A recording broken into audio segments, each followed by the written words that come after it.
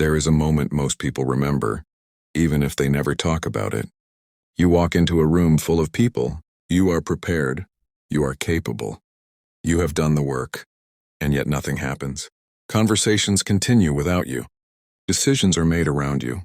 Meanwhile, someone else walks in late, says almost nothing, and the room subtly shifts in their direction. You feel it in your chest before you understand it in your mind. That moment is when you realize the world does not run on effort. It runs on power. Years ago, a young advisor was invited to observe a private meeting between executives. He assumed intelligence would matter most. He brought data. He brought solutions.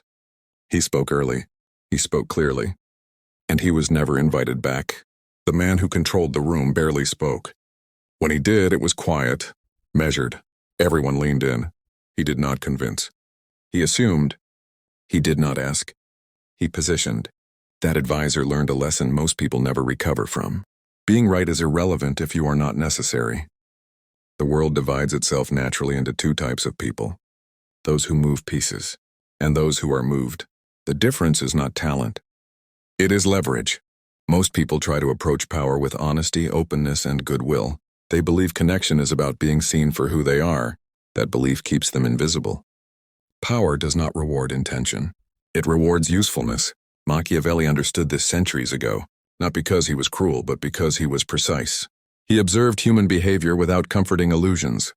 He saw that people act from self-interest, fear of loss, and the need to protect identity. Ignore that and you will always be managed. Understand it and you become difficult to replace. Consider how most people network. They overshare. They explain their goals. They ask for guidance. They hope someone powerful will notice their sincerity. What they are really doing is exposing hunger. Hunger repels. Power does not want friends. It wants relief. When someone influential meets you, they are unconsciously asking one question: does this person increase or decrease my burden? If the answer is unclear, you are dismissed. This is why the most effective individuals rarely try to impress. They do the opposite. They make others feel impressive. They allow the room to believe it is already brilliant. Ego relaxes. Defenses drop. Inside that opening, influence enters. A consultant once worked with a founder known for destroying confident hires. Anyone who challenged him disappeared. The consultant never contradicted him. Instead, he reframed every insight as an extension of the founder's thinking. Within months, he was trusted with decisions others never saw. The founder felt powerful. The consultant became powerful.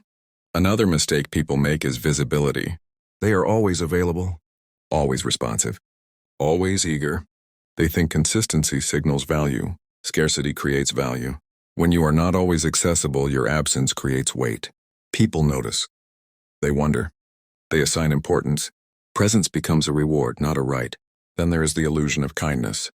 Many people appeal to sympathy when they need help. They explain hardship. They explain fairness. Power does not move for fairness. It moves for advantage. If you want access, do not ask for favors. Offer alignment. Find the pressure point, the risk, the enemy, the unfinished problem. Then quietly become the solution. Not loudly, not desperately, calmly. I see this issue. I can handle it. Those words change dynamics instantly. The most dangerous individuals understand mirroring. Not imitation, but synchronization. Pace, language, energy.